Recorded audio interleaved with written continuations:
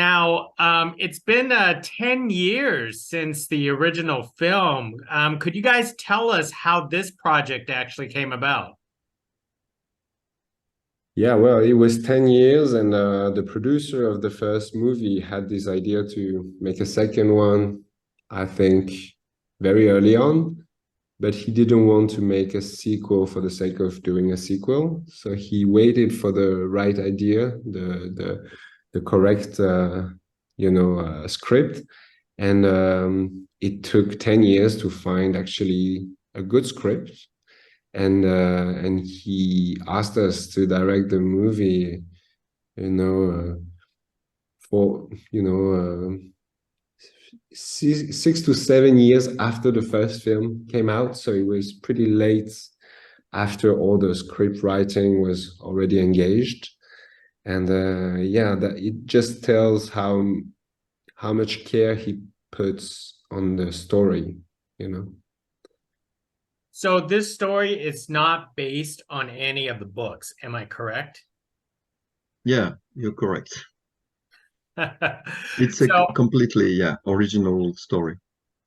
wow. And for both of you, because I know both of you have worked on different versions of this film, what was it like for you to return back into this franchise, and what ideas that you wanted to bring to the table?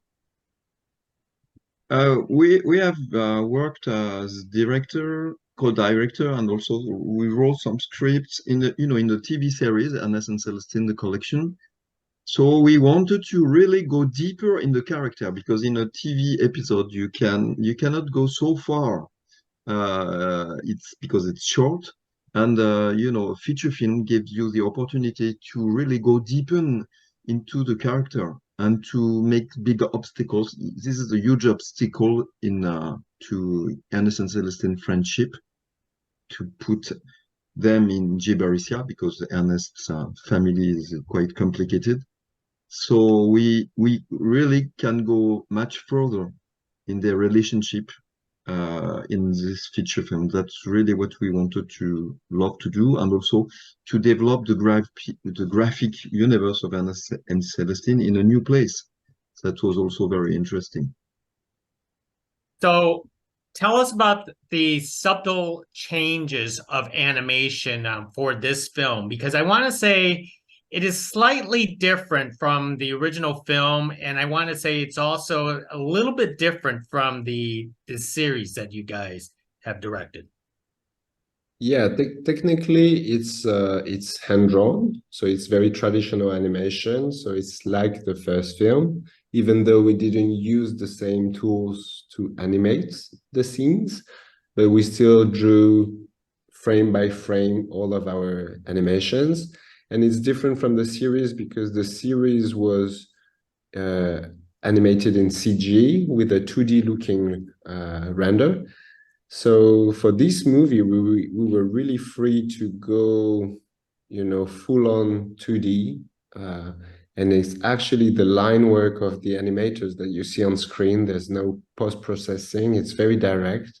So it's a piece of artistry, and we wanted to feel very pure and very, lively in the colors and effects. Now, could you also tell us about the music that's actually portrayed in this film? Because I know in the past there was a little bit of music, but it seems like the story was much more musical based story this time around. Yeah, thanks to a collaboration on a series with Vincent Courtois, we really enjoy working together, and because the music is so important in the story. So usually the music is done at the end of a movie, but we started to work on the music since the very beginning. With Julien, we started to draw the storyboard and rough storyboard. At the same time, Vincent Courtois started to work on the samples of the music, and we started to create the music together with drawings, rough drawings, and music, and build the story this way. This was very quite specific a specific way to work on a film that we have experiments this time. It sounds all very challenging. So, what was the greatest challenges for both of you? Well, I would say that on this kind of film, the biggest challenge is to make the story work, in the sense that there are a lot of characters and there are also different layers of messages in there, because we want this film to be, the audience is mostly children, but we really respect them and want to give them a profound film with a lot of meanings, even though it's very entertaining and rhythmic and musical. So yeah, it was a lot of work for Jean-Christophe and I to actually find the right balance between entertainment, pure emotion and rhythm. Yeah. I mean, in this film, there's a whole lot less mice presented in this film. How did you guys felt about that? Excuse me, a lot of what? I Less couldn't mice. understand. You know, because in the previous film there are mice and bears and such. And in this film, it's presented a whole city of bears and no mice. Yeah. Yeah, at the beginning there were mouse in the script, but in fact it has no meaning to the story. It was not useful for the story. So the story is that Celestine goes back to Ernest's country, which is a bear country, and and there is no mouse there. So the bear thinks, oh, it's a very small bear. They makes a mistake about Celestine. They don't know what a mouse is. But she is the one who changed completely the country, what is going in the country. So she's in a complete foreign place, and because she's very sincere and she loves Ernest, she can, touch people and make the whole country change. So I think it's more powerful to have no mouse at all in that country.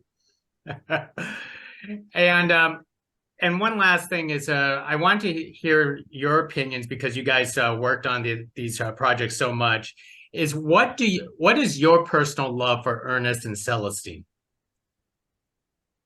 Oh, it's Ernest and Celestine was created by Gabrielle Vincent, who is a painter who, when back in the days when she decided to paint children books for children, she was really disregarded by her peers. And she took that job very seriously because she really respected children. And for us, it's kind of the same. We really want to address complex messages and open the minds of children through this film, with this film. And we were not afraid to put in there, allusion to, our actual world, where there are wars, where there are conflicts, where in some countries you're not free to do the job that you want to do, or speak the voice you want to speak. Well said. Well, thank you very much for carrying this conversation. I love the story about friendship and family for Ernest and Celestine. So hopefully we don't have to wait for another 10 years for a third.